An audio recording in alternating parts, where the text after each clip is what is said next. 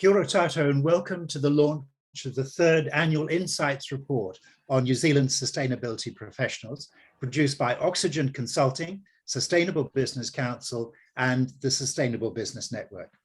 I'm Rod Oram, and it's my very great privilege and pleasure to be your MC for this session, which will last 1 hour. This is a report about many of you online with us, about the roles that you play so diligently and ambitiously as sustainability professionals. Your work is ever more important, given all that humanity heaps on the living systems of the earth, our very life support system. Now, there are many encouraging insights in the report about you and your work, and a fair few challenges too. For example, organizations are increasing their investment in your vital profession, but of course, the demands on you are ever greater. So to hear the highlights of the report, it's a great pleasure to turn to the lead author, Sarah Holden, Director of Oxygen Consulting. Welcome to you, Sarah. Kia ora koutou. And thank you, Rod, and thank you to our panelists as well who are able to join us today, Charles, Claire and Bella. I'm really looking forward to the insights that you can provide on our research as well later on in the session.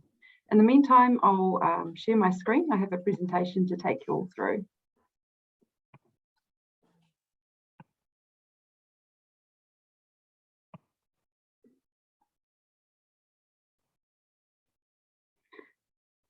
So I'd like to start with a few acknowledgements to our amazing partners, SBN, SBC and AUT. Thank you for your collaboration on this project. Like last year, you've all helped to enrich this research, ensuring it is ethical and robust and challenging us to go even further in the value that we can derive from it. So thank you for all that you bring and for organising and hosting this launch event. There is so much that goes on behind the scenes in developing this research, but I'm really proud of what we've collectively achieved. A very special acknowledgement to Kelly Flats and my team at Oxygen Consulting, who managed this project from start to finish, working with our partners through ethics, survey design, analysis, report development, and promotion. I'm not surprised that Kelly just achieved an A+ in her mathematics master's paper this week with all the amount of work she has done on the statistics in this report. So thank you so much, Kelly, for the excellent work and your professionalism. And finally, it wouldn't be possible at all to have this research without the participation of our sustainability professionals. This year we had 157 respondents, which is our highest participation to date. So thank you all for the time you set aside to provide your considered responses. We hope that this research will further support and grow your profession. Before we look at the insights, I wanted to provide a little context. Like last year, COVID-19 has provided a strong background to our 2022 research. It has continued to impact New Zealand's borders and businesses, creating a pressure cooker environment with labour shortages, supply chain disruptions, and increasing costs. The ongoing well-being and resilience of New Zealand workers has been tested as people persevere or resign and cope with the disruption and health impacts of Omicron. Despite this, the business agenda for sustainability has continued to grow as environmental regulation takes shape and the commercial imperative sharpens. We've seen growth in the memberships of SBC and SBN, with 23,000 organisations having used SBN's Climate Action Toolbox since it was launched last year. There has been steady enrolment of students in sustainability courses at AUT, and we've seen growing demand from clients seeking sustainability services at Oxygen Consulting. With this backdrop, our 2022 research asks 3 key questions. How well are we meeting today's demand for sustainability? What are the future challenges? And what can be done to continue to grow the sustainability profession? To answer these questions, we dug deeper this year, building on our 2020 and 2021 survey questions to explore issues such as sustainability governance, gender pay, and the diversity of our sustainability professionals. This has really enriched the insights that this year's report provides. We've also reflected on 3 years of data to help answer these questions, and this has provided us with some emerging trends that are both encouraging but that also lay a challenge for the future. We've used the data to develop key takeouts for different audiences to promote the practical usability of this research and serving its purpose of growing the sustainability profession. So, what are the answers to these questions? We find that organisations are actually meeting today's sustainability demand with growing maturity. There is effective governance, effective resourcing and growth in roles. We are seeing greater embedding of sustainability, and governance and senior leadership engagement is progressing. There is less talk and more action, and our sustainability professionals are feeling engaged and supported. So let's dig into each of these insights a little further. Organisations have continued to increase their resourcing of sustainability. In fact, 60% of organisations have increased their resourcing in the past year. This is up from 54% last year. There is a corresponding decrease in the number of who are reducing their resourcing, with only 5% of organisations decreasing their resourcing, down from 8% last year. So it's no surprise that 68% of organisations are considered to be resourcing their sustainability agendas effectively. Pleasingly, remuneration of sustainability professionals has continued to increase across most levels, on average by about 5%, although there was one clear exception to this at the GM exec chief level, where we saw an 18% drop on 2021, though noting this could also potentially reflect that 2021 was an exception rather than a norm, since this year's result is only 2% down on 2020. Time will tell. Nonetheless, it is good to see that generally there is continued financial progression through different management levels in the sustainability profession.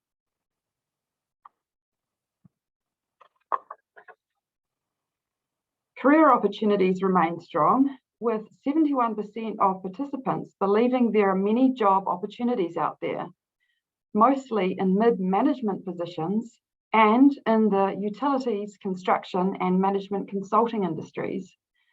Interesting to note, the 24% drop in perceived job opportunities in the agri sector. And I don't know, Lee Stewart, do you reckon Fonterra's got enough sustainability professionals yet?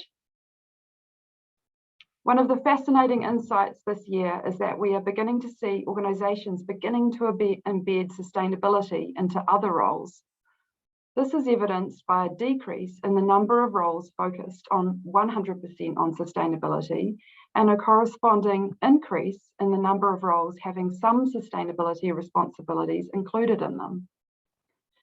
There is an increasing amount of responsibility for sustainability being integrated into operations management, marketing, HR, procurement, supply chain, customer service, and sales roles, although we did see a decrease in sustainability responsibility held by strategy and communications roles. At business unit level, it appears that sustainability is moving out of a dedicated division towards integration with other business units.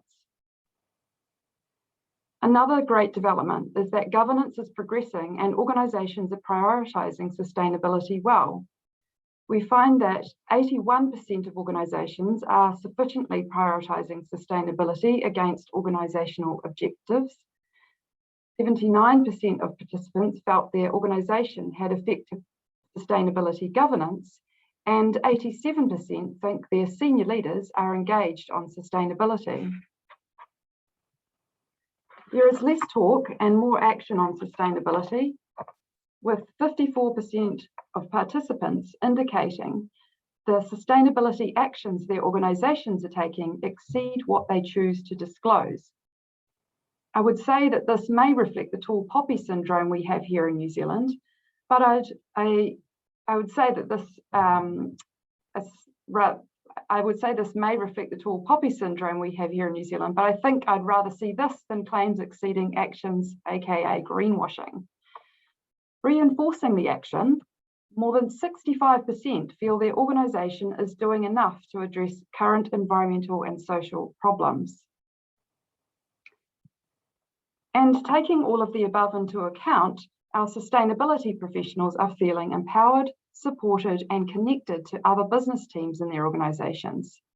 88% feel empowered to achieve organisational sustainability objectives, 92% feel supported in their role, and 86% feel connected to other business teams.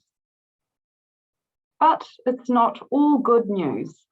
While it seems we're coping okay with today's sustainability demands, there are challenges that may impact our ability to effectively address sustainability in future.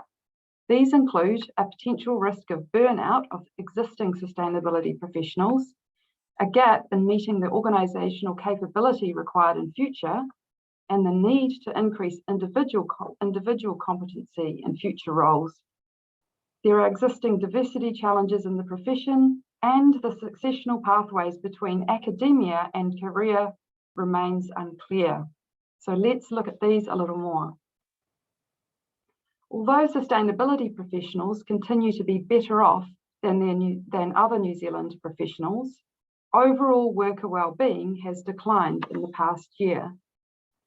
Across the board, work demands are up, work-life balance is down, job stress is up, job satisfaction is down, emotional exhaustion is up, and cynicism is up. So the potential for burnout is increasing, which is especially challenging in an environment of increasing demand for sustainability, coupled with a labour and skills shortage.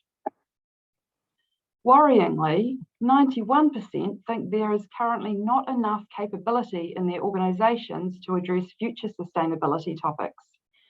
And indeed, 43% of sustainability professionals feel their own capability development, which largely comes from on-the-job experience, networking, and online courses, may not be enough to support their competency needs in future.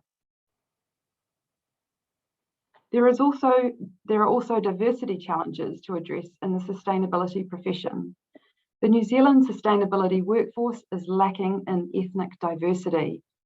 When compared with the ethnicity of the New Zealand population, Māori, Asian, and Pacific peoples are underrepresented in the sustainability workforce.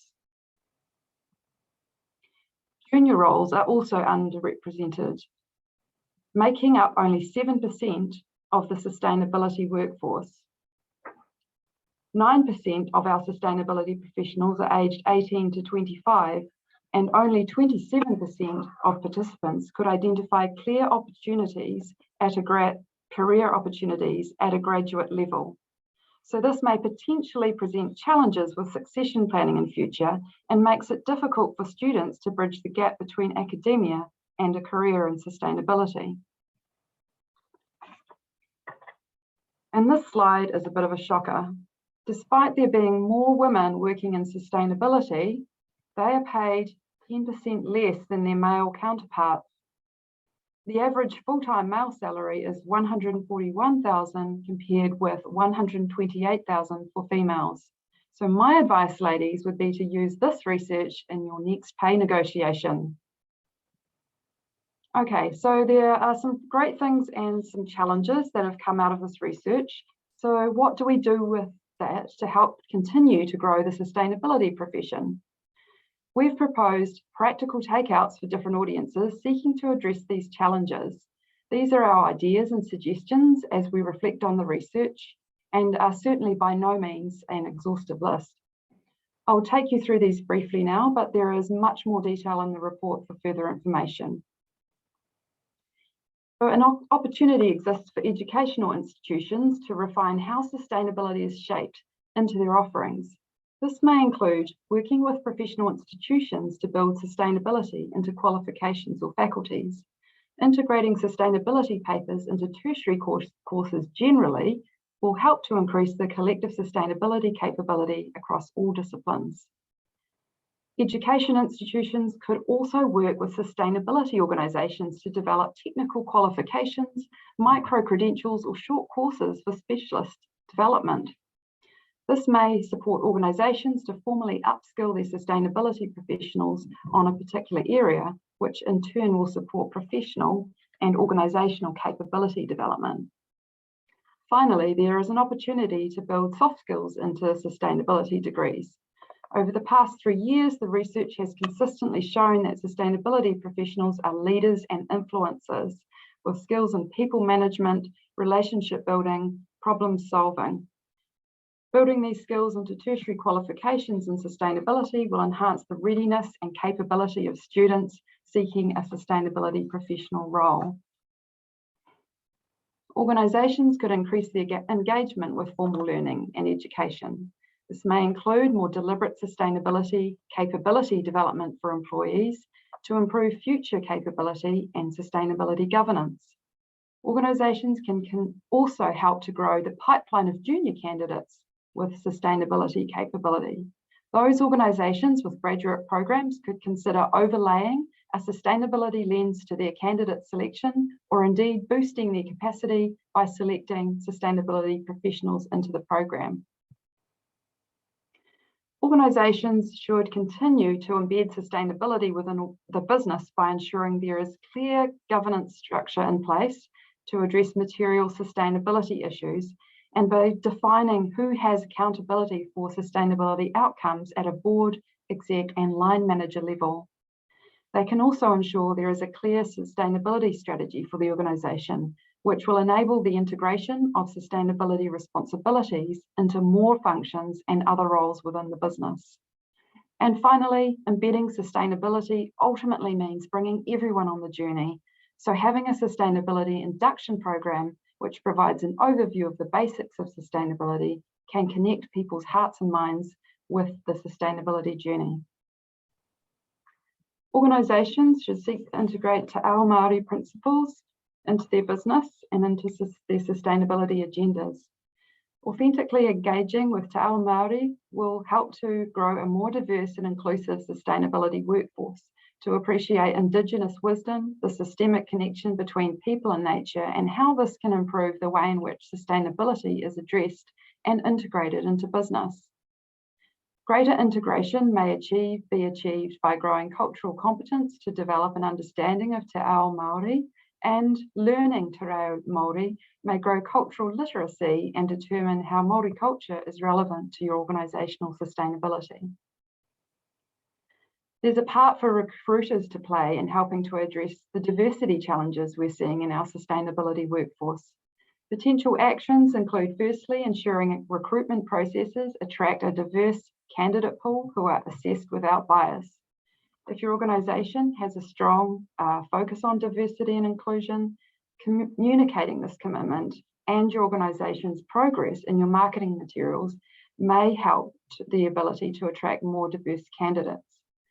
Looking at new channels or means of attracting underrepresented demographic groups into your organisation could also be considered, as well as diversity targets for executives, senior and line managers can have a positive impact on diverse candidate attraction and recruitment. And you could also consider changes to recruitment processes such as blind recruitment and unconscious bias training. And finally, students can take more purposeful action on their academic pathway. If you're looking to follow a pathway into becoming an in-house sustainability manager, choose a degree that aligns with your individual skills and interest. It doesn't necessarily have to be a dedicated sustainability degree, as the research indicates that sustainability professionals are in all industries, sectors, and all parts of the business.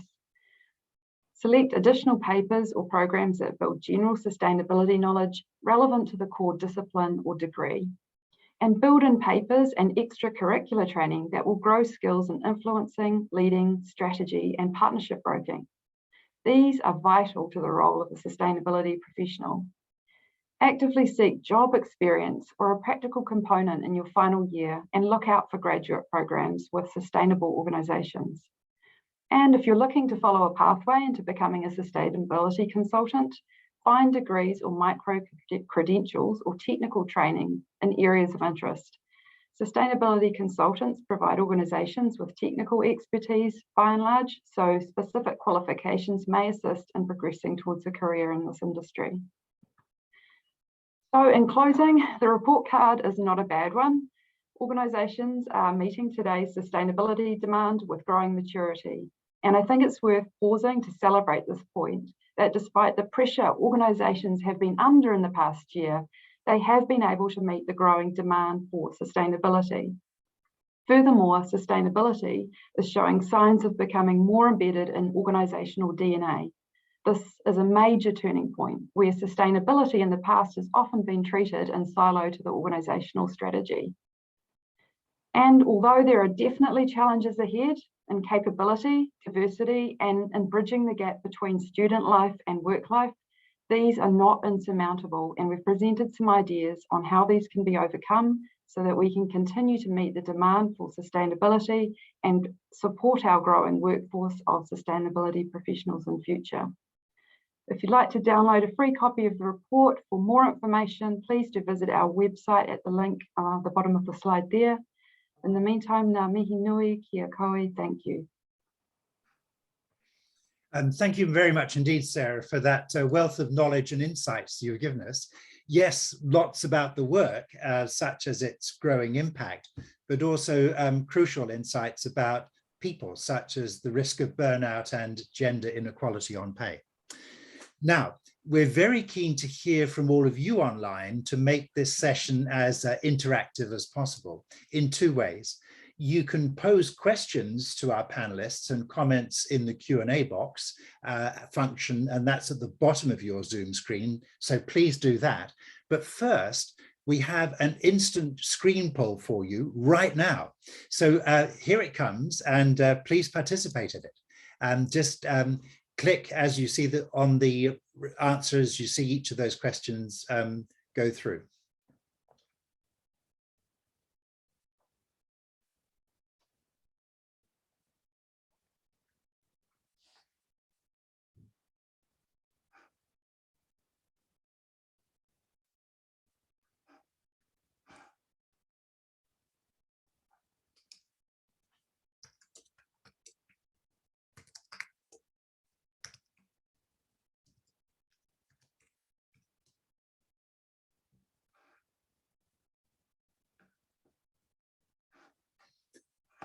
Right, thank you very much indeed, because that gives us a very good idea of who's in the room.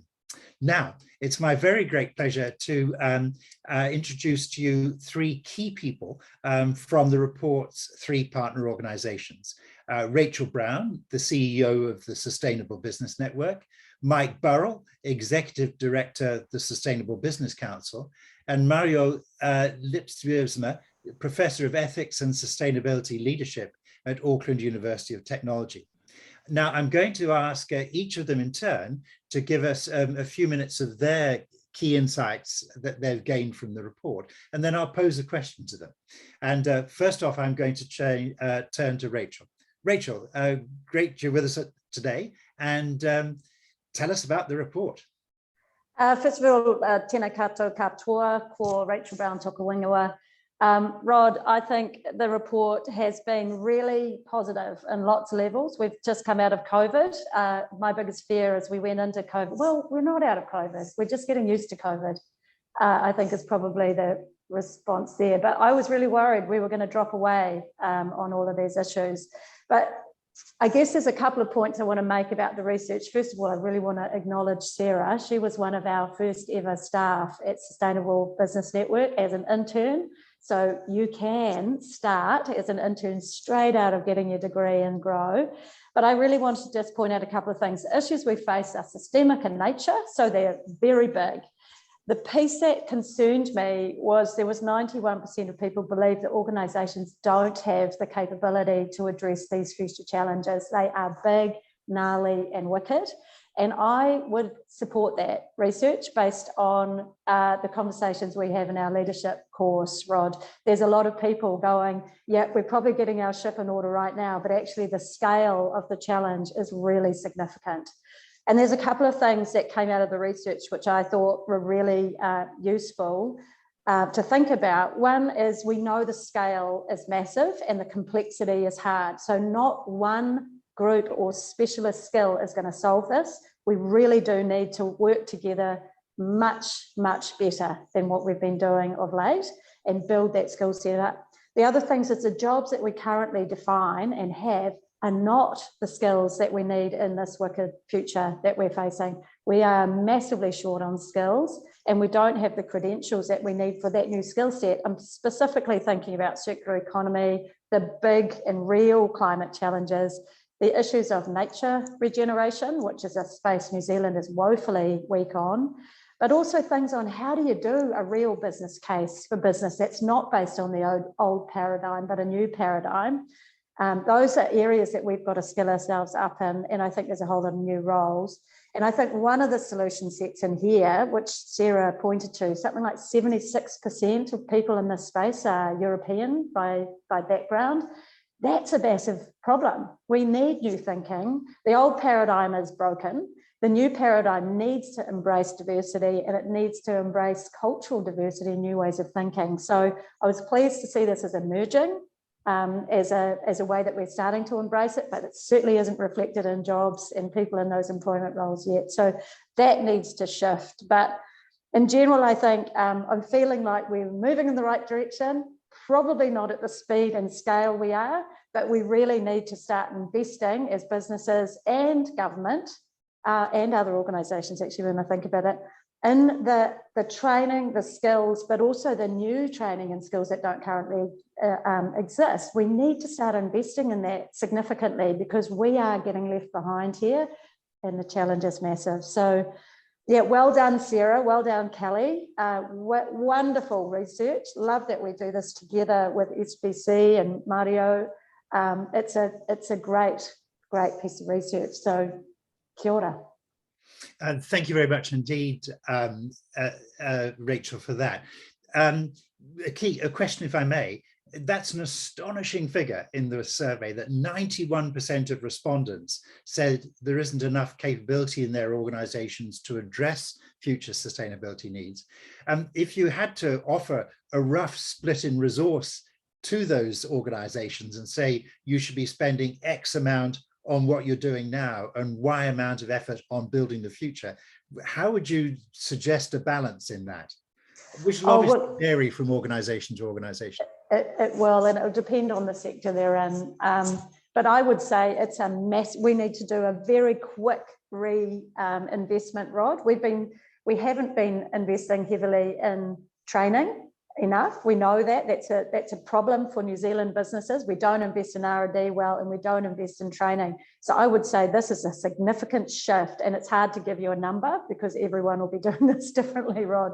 But I would say it needs a massive swing, or a pivot is the term we've used a lot in COVID. There's a massive pivot in that and a big focus on skill building. Somebody's actually asked a question in here on short courses. SBN runs lots. There are others also. I know SBC runs courses. The New Finance organisation runs a bunch of courses. AUT's got, there's no shortage of courses actually. So there's no excuse not to be upskilling yourselves right now, but you do need to make sure that your businesses have got the investment and is prepared to give you the time to do that learning.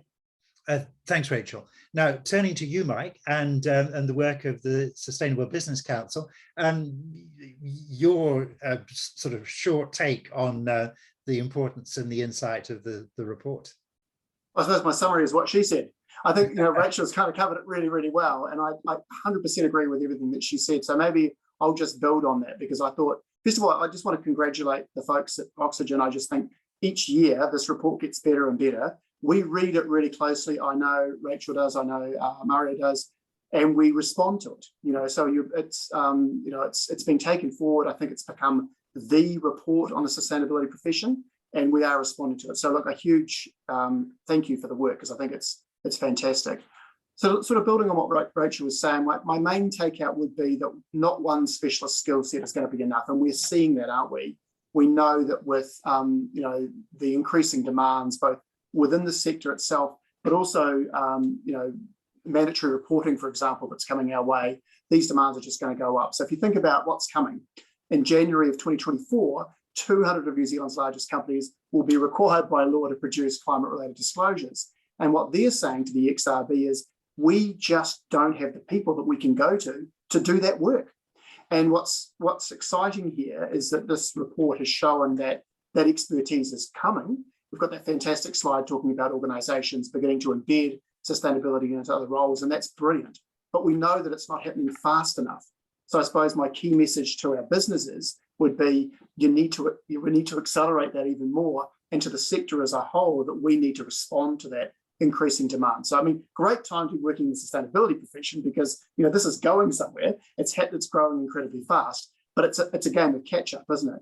And then I think the other insight there for me is the point that Sarah made in her presentation, which is about us as a sector working with the education sector, and this is where Mario and others become so critical, to make sure that we've got that pipeline of professionals coming through, both deep depth in the professional set that we've got at the moment, but also extending, as Rachel was saying, into these other areas. So I do believe that we've really, we always talk about the tipping point. I think we've actually passed the tipping point on this. Now we're playing catch up. And so I think this report is going to be very important. We'll certainly be bringing it to the attention of the government to say, look, this is when you're making decisions around resource allocation and education, bear in mind that if you want to meet your own targets, you're going to need these professionals. But my final point, Rod, would be just the point about well-being. I am really worried about professionals in this sector. I've seen just how dedicated they are, just how hard they're working, and it seems like it just never slows down. And so I just think that focus on the person, the sustainability of the individual, is so important for us as a profession. It's great that we've got this passion, it's great that we lead out, but it can't be at the cost of people. So I think putting people at the heart of this is really important, and I think this report makes that really clear. Yeah, thank you, Mike. And thank you for emphasizing the importance of taking care of the people in this and making sure that work environments are very fulfilling, but also, sorry, I can't resist the word, very sustainable in themselves. A question, if I may. Yes, it does feel as though we've reached a tipping point, but if you were to sort of hazard a guess at how long the tail is of companies and organizations that still haven't got it, that sustainability is absolutely has to be embedded at the core of a business. Do you have a rough sense of how long that tail is out there? Well, I suppose if I think about the membership of SBN and the membership of SBC, we probably together cover, I don't know, Rachel, I'm going to guess maybe 50% nowadays of by value of businesses in New Zealand. So that means there's still 50% of companies that are not on the journey. So there's a lot to go there.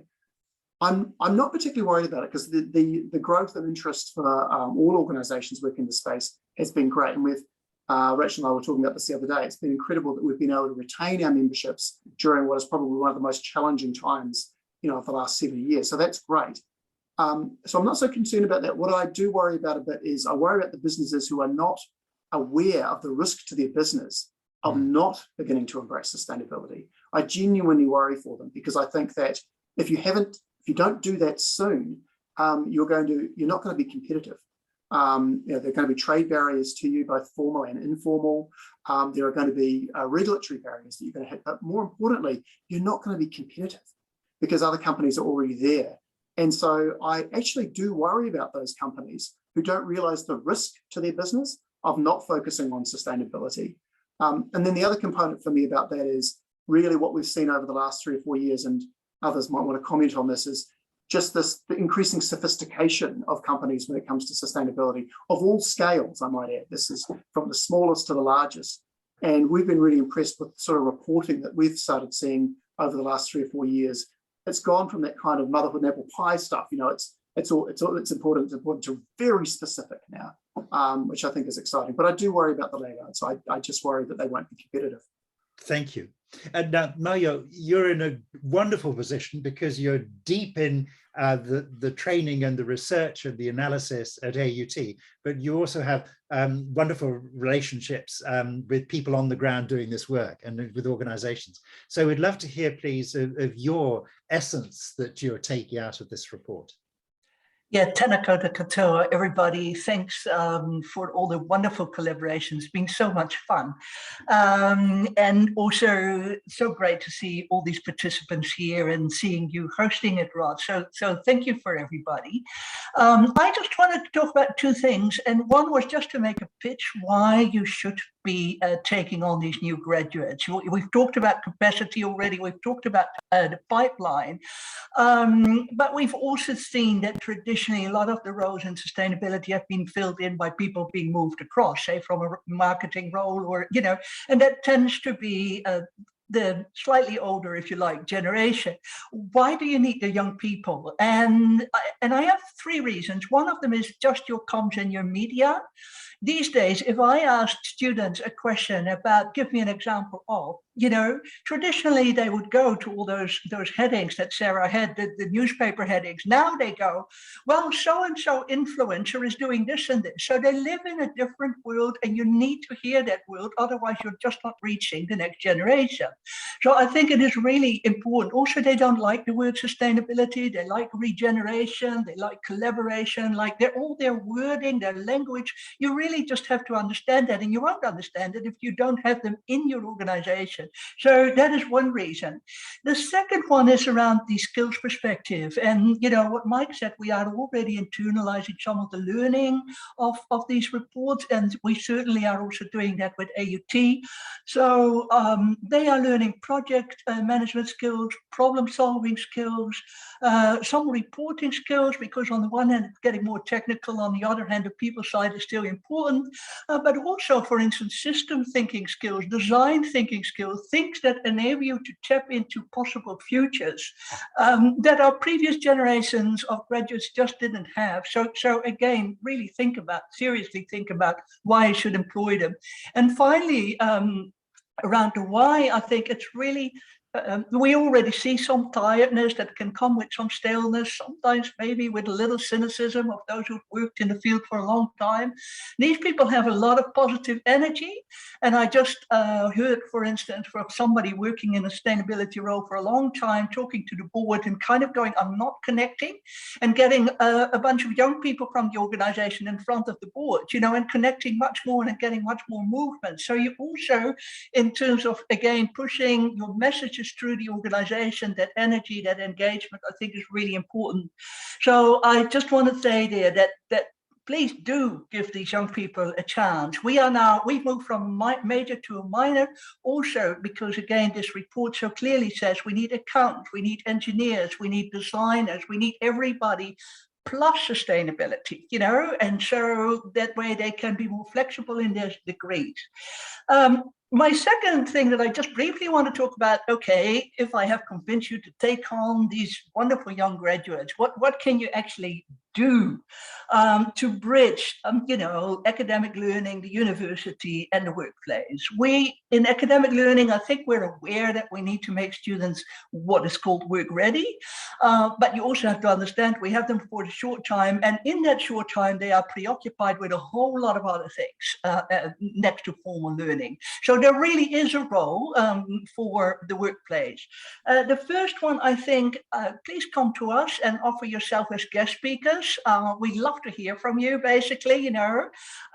Secondly, come to the career expos and don't just come with the accountancy roles or the engineering roles or the communication roles, but really say we are looking for an accountant who also has some sustainability knowledge, because in a way you're pushing that world. You know, we can say all we want to the students, but if it comes from the workplace saying this is what we want, then you can bet that the next generation of accountants will have sustainability skills. The next generation of engineers will have sustainability skills. But, you know, advertise that you need these skills in career expos, in guest lectures, etc., etc. And finally, internships. And I just want to say something about that very briefly, because both SBC and SBN have been really great. You know, they understand the importance of internships. SBC, we've had wonderful students coming through, and it's been so helpful. But one of the things with internships is that often companies think they do the student a favor by giving them an internship, and there is quite often an issue around pay, like they get a couple of vouchers or not paid at all. Why I want to mention that is if you look at the data on diversity in here, then it is exactly the groups that you want that cannot afford an unpaid internship. And so please be aware that in thinking about internships, you're actually and paid and non-paid, and what you can give to students and how generous you can be has a direct effect on your diversity management. So those were just, in terms of the general insights, some of the things I wanted to say in relation to teaching and learning. And I also just want to plug, saying, look, when it comes to fast turnaround courses, universities, we're not fast. We can't just take a course out of a degree and plunge another one in, because then students can't graduate. So I would really, again, also plug, what SBC and SPN is doing there for the fast sort of, professional looking courses. Having said that, we do have some wonderful courses if you can spend 8 weeks or more with us. Fine, thank you. And if I may just ask you one question about a big new topic you're introducing in your programs that look to the future of those increasing complexity and scale of challenges. Is there a particular subject that's coming to the fore right now for you? Yeah. I think we're making a lot of, one big shift is that we're making, I think, is from the whole recycling to redesign. So, that whole, how do you upfront design for the circular economy for the future, those type of things, that is a massive shift, and I must say, I just started another MBA class there. Sustainability is our core subject. And it is really interesting to, even 2 years ago, I would have students come in knowing about sustainability, but not really knowing what it was. This year, I had 4 students who knew what circular economy was and who were starting to implement it in their companies. So it's going really fast. We're all standing on the shoulders of what has gone before. That means we have to spend far less time on the why and much more time we can now spend on the how. How do we do that? That's one thing. The second thing, Rob, is the partnerships. Between companies, how do you learn from each other, but also how do you partner, get that systems level change going, and who initiates that? How do you tap into that? That is a real big new topic.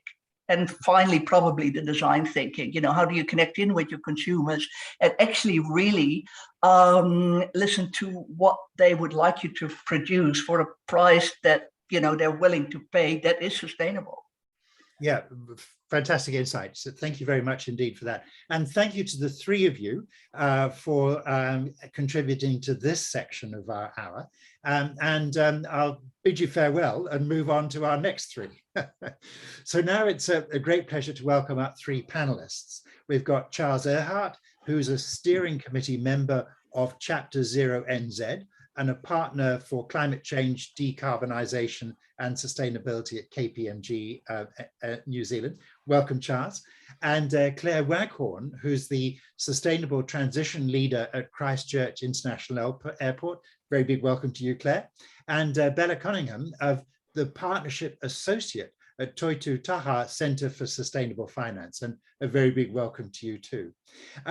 I did have all sorts of questions up my sleeve for the 3 of you, but instead I'm going to go straight to questions from our participants, because there's some wonderful ones. So Victoria, for example, asks or says, I'm not sure sustainability being embedded into other roles is such a win really, as this can mean lack of focus and time being allocated. What are the thoughts on the panel about embedding sustainability widely or maintaining more of a focus in a particular function? It looks as though Claire was particularly eager to answer that question. Yes, I am. Thanks, Rod, and great question. So at Christchurch Airport, we're all about embedding it. And as a sustainability transition leader, I love that. It's shared responsibility across the business. So if I was to sort of paint a picture of what that looks like, the sustainable transition leader sets the course. What's the high level direction where we want to go? And then how we get there is a shared responsibility. So our procurement team have to come up with the sustainable procurement guidelines and figure out how that fits. Our people and culture team, they do all the behavioural pieces. So they need to set up the education, knowledge bite sessions, the clothing swaps, the tree planting days. They do behavioural pieces. Our digital IT team, they do all the data collection, the monitoring and analysis, making our carbon footprint a livable piece that we can interact with. Our finance team, they set up our sustainability linked loans so that everything we do as a business is connected to our sustainability targets and whether we achieve those or not. So I mean, just if I think, and our assets team, they decide what things we buy and whether they are best practice in terms of MFE's emissions factor guidelines, and if not, lobby the manufacturers to make better things so that they do meet our sustainability goals. So if I was to, have to do that just as one lonely person, that would be incredibly overwhelming. And I think too much of a burden for me to keep up with the technology in all those areas. So I am all about embedding and sharing that responsibility, but having a single person to come together and set those high level goals and to connect. Thank you. Charles. Yeah, if I might add on that, I think that my synopsis or summary of that is that embedding is necessary, but insufficient. And what I mean by that is that whether it's somebody like Claire or even a sustainability team to help share some of the load of all the work that needs to be done, while that subject matter expertise may be, I believe, is absolutely essential at that leadership level. People like Claire and many others, look, we're not going to have that expertise in supply chain or procurement processes, risk management processes, data collection, data management. So there's really, this is a question of complementarity here. And one of the challenges that we've got is how we're going to build appropriately sophisticated understanding in those adjacencies, if I can put it that way, like procurement, supply chain, broader supply chain, data management, and this kind of a thing. It's an ongoing challenge, and I think that it speaks well to this report and some of the insights that were shared just a bit ago. How do we not only get people who are primarily interested in sustainability as such, to broaden out and have some of those other courses so that their language and skills are wider, so at least they can have conversations, and vice versa. How do we get people who are in IT or in engineering to at least have those foundational courses and understanding of sustainability? Fine, thank you. And Bella, what are you seeing across the finance sector on this subject? Yeah, well, Claire did mention, sustainability linked loans for organisations. There's been a really sharp increase in sustainable debt instruments and transactions in New Zealand, and that's really coming through from a lot of push and pull factors. But within an organisation, as Claire did kind of signal, it's so important that various different functions really understand how sustainable finance or finance in general can help embed sustainability within the entire strategy, within incentives and KPIs, and progress within sustainable activities or KPIs. So it's definitely a key part for especially those larger organizations to look to use sustainable finance to help them with their goals, with their aspirations. The incentives are there, they're very clear, and it's great to see the market really maturing in New Zealand. Fine, thank you. I'm going to turn now to a question from AJ, which is about how we can support existing and developing sustainability professionals better, particularly amongst SMEs and sole traders at the sort of the small end of the market, and whether we should need to be thinking about some industry bodies or other ways to do that. And I'm not sure who'd like to go first on that. Perhaps I'll go to you, Charles, although I'm not sure at KPMG you'd be focusing down this end of the market. But I was wondering how you think we can best help that great mass of smaller businesses in New Zealand. Yeah, look, there's such a broad need for help that organizations like KPMG are most likely are going to only be able to support a small fraction, a small wedge of what's needed. So I think that this is an important question. Yeah, look, I mean, there are many associations and bodies in other countries of sustainability professionals, and this has been something that we, as a team at KPMG, have been interested in as professionals, as people who are really concerned about moving this forward. I do think that there is a value in sustainability professionals being able to come together, to learn from each other, to support and encourage each other. And I think that there's a value for that. I think that there may also be value that we've seen in other countries where you've got associations that recognize certain level of standards. So I can see both of these things being of value in the community. And we do have some initiatives that have taken place that have been out there in New Zealand, Complementarity being one example that comes to mind. But some of these things have not gotten the level of support, structural, regular, consistent support that they require, and have kind of tailed off, particularly during the challenges posed by COVID. I do think that it would behoove us all to try to make sure that those things are up and running and broadly supported. Yes, thank you.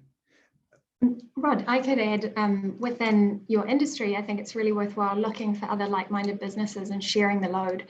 And one of the great things about sustainability is it feels like a really non-competitive, non-commercially competitive space. So, for example, we have an open source policy in relation to our sustainability program, and we share it with airports all around the world, and particularly within the New Zealand Airports Association with the smaller airports that don't necessarily have a sustainability person. And I would also just do a plug for SBN's Climate Action Toolkit. I tell everybody to go and get it, have a look at it, it's great. So there's some wonderful resources that actually SBN, SBC and Climate Leaders Coalition, they do excellent webinars. I think that's a great way to help support those smaller businesses. Yeah. Thank you. And Bella, in the finance sector, which has been very impressive, how that work has developed out of the Aotearoa circle and into Toitu now, the extent to which small financial organizations are getting involved with your work. Yeah, it's been really impressive to see a lot of people wanting to lean into our work, or the work of, I guess, the whole financial system, because what we've come to know and what I've been learning since joining is that, we're all kind of needing to hold each other accountable. And it's kind of that, as Claire mentioned, that sense of like letting go of sense of competitiveness so that we can do more together, because, it's been talked about already in this webinar, but these problems are so wicked, so gnarly, so huge that it's been great to see, financial institutions, no matter their size, or, finance providers, no matter if they're big or small, but really come in and lean into the work and ask questions. And I think there's that level of curiosity that we've been really impressed by and, really encouraged by, is people going, I don't know what I can do. I don't know what my role can be within, helping the financial system or the entire economy, rebuild itself, restructure, but I want to learn. And so that's, I think, allowing people to be curious and letting go of any sense of, judgment around where you are, just, encouraging dialogue and action. And I think that's been, the most promising and kind of thing that's given me hope, or at least Toitu Tahua has been encouraged by. Yeah, thank you. Now, I know I'm pressing against the time limit here, but I'm going to ask each of you just one question, each a different question by way of closing. And Charles, if I may turn to you first. If you were to pick one or two sort of really central issues that are really coming to the fore, whether it be a particular sustainability or climate goal, or a particular way of working or reporting need or whatever, what would you say is on the leading edge of your agenda as some of the big new things coming down the road? The biggest issue in my mind is, particularly for sustainability professionals, is making sure that we communicate to business leaders that this is not a tactical or operational level issue. This is enterprise, this is strategic, and therefore needs to be on the at front and center for management teams and for boards. While that is evident to pretty much all of us, it is absolutely still not clear to all of them. They are increasingly understanding that it needs to be addressed, but they are not all getting that it is fundamental strategic issues that are here. And even when they do begin to understand that, they need support to be able to bring that through, understand exactly what that means, how it needs to be embedded in strategies and then executed. Thank you. And Claire, airports around the world, and Christchurch is a very good example, are doing a very good job on their own emissions. But of course, there is the issue of the aircraft themselves. And right at the heart of that for us here in New Zealand, particularly for long haul, is sustainable aviation fuel. So I know that's a very particular thing to focus on, but it seems to me to be a very big one. And I was wondering what Christchurch International Airport's believes its role is in helping to build up that SAF capability here in New Zealand. Rod, you picked my favorite topic. Oh, good. Yes, no, I think it's all very well figuring out the airport emissions, but it's a very small piece, as you mentioned. The big picture is aviation emissions, and we're lucky enough to be totally focused on what we can do to accelerate decarbonisation of aviation. And New Zealand domestically is beautifully placed to transition to battery, electric and green hydrogen fueled aircraft. And then for those longer haul pieces, sustainable aviation fuel. So we're working with New Zealand, Sounds Air, Airbus, a whole range of parties. We're developing a renewable energy precinct on site, because ultimately what we're trying to do is generate the energy that was supplied by fossil fuel and turn it into a green energy supply. And the easiest way to do that is, or I suppose, to make it cost competitive, is to do it on site. And sustainable aviation fuel is a real challenge, because obviously there's the land use change implications of what are you making the SAF from. But there's some really great work underway, synthetic SAF derived from green hydrogen. And I think there's a lot of hydrogen skeptics out there, but I was at the Hydrogen Summit in New Zealand last week, and there's a lot of really amazing progress happening in this space. And I think I know I've only got 20 seconds, but there's a behavioural change piece while we're still in the fossil fuels stage in particular, where people, I think, let's do Zoom and stuff. But then on the aviation piece, it is an industry that can decarbonise, and we've got a lot of folk working on how to accelerate that as quickly as possible. And I think New Zealand will be world leading in that space. Thank you. And Bella, as I've already said, the finance sector is one of my favourites in terms of the progress it's making. Now, your role is on partnerships in particular. So what are some key partnerships that you think help explain the rapid development of sustainable finance here in New Zealand? Yeah, it's a good question, Rod, because I think what's been mentioned already earlier was the key part in, building trust across organizations and, potentially letting go of competitiveness for a greater purpose, so that, we can progress on, certain aspirations and goals to create a better future. And the financial system, at least in New Zealand, has really benefited from people having an open mind, the banks coming together, talking about the complexities of problems that they're trying to address within their, sustainability teams. And not just banks, but other kind of financial institutions, and also capability building organizations who have realized that the benefit of coming together and to partner and to build trust with each other, to create a safe space where you can be vulnerable about issues you're experiencing in your organization, really gives people the insights that helps them progress faster. So that's why I've come on board as partnerships associate, because we really do see the value in creating those spaces. Fine, thank you very much indeed. And thank you to the three of you, Claire, Bella and Charles, for being on the panel. I'm sorry it's been so brief when there's so many fantastic topics to talk about. And now it's my sad task to call our session to an end.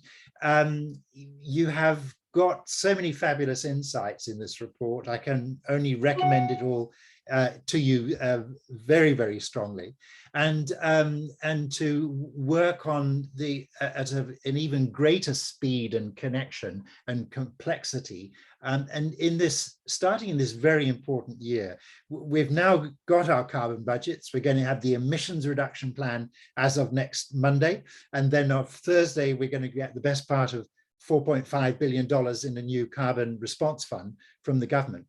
So I think this is an extraordinarily important moment for us in New Zealand, where I think that there are now some big pieces of policy and planning coming into play, which are going to enable all of us to move a great deal faster. So I just wanted to thank you for being with us on this webinar today, and to wish you all the very best with your work. But please, please be very sustainable in yourselves. We need you. Don't burn out, and go, if you need some help and encouragement, please go seek it. Wishing you all the very best. Bye for now.